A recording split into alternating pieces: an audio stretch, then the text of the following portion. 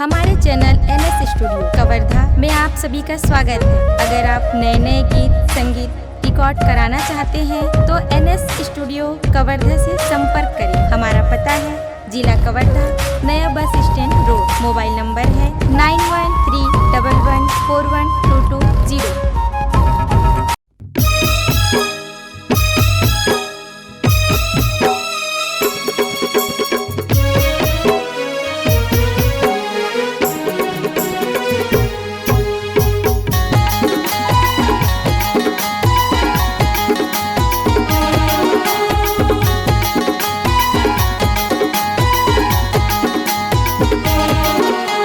एक घड़ी या दो घड़ी प्रभु में मन लगाना है। एक घड़ी या दो घड़ी प्रभु में मन लगाना है। भटक जाबो यहाँ कुछ नहीं पाबो, लटक जाबो यहाँ कुछ नहीं पाबो, कब मरबो का ठिकाना है। एक घड़ी या दो घड़ी प्रभु में मन लगाना है।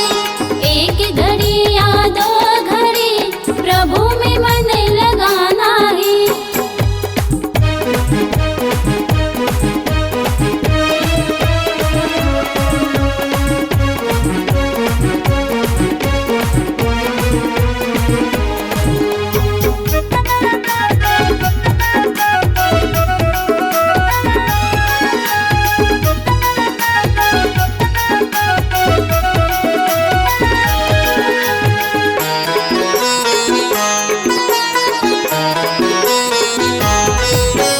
जन्म धरे तय मनुष्य लामा का करनी कर जावा था।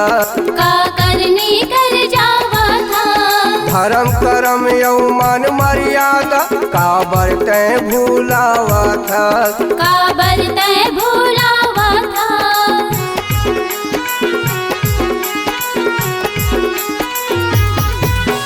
जन्म धरे तय मनुष्य लामा का करनी कर जावा था। का करनी कर जावा था। धर्म करम यौमान मर्यादा का बरते भूलावा था। का बरते भूलावा था। करनी दिखाए तोर मरनी के बेरा, करनी दिखाए तोर मरनी के बेरा, करम के फल है पाना है। एक घड़ी या दो घड़ी प्रभु में मन लगाना है। एक घड़ी या दो घड़ी प्रभु में मन लगाना है।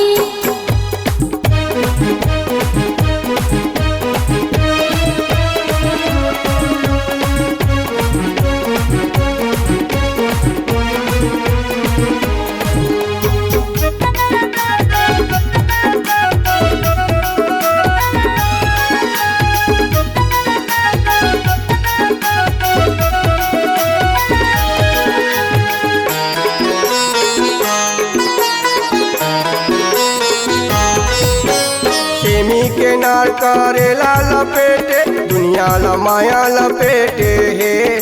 दुनिया ला माया लपेटे है। माया के गारी पाप रूपी मछली शरीर लाचारा बना दे है। शरीर लाचारा बना दे है।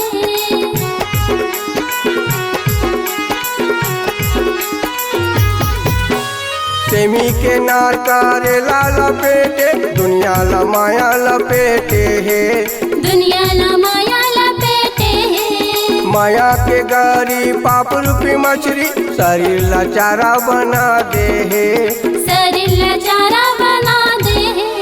धर्म के डंगनी करम के धागा, धर्म के डंगनी करम के धागा, वही कसू फल जाना है।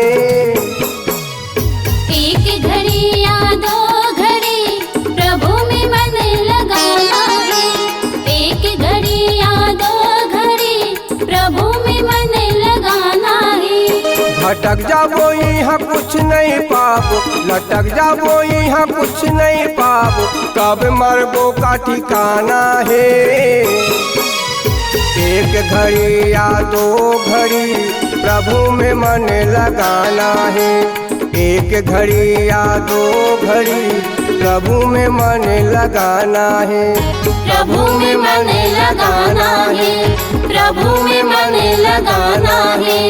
राम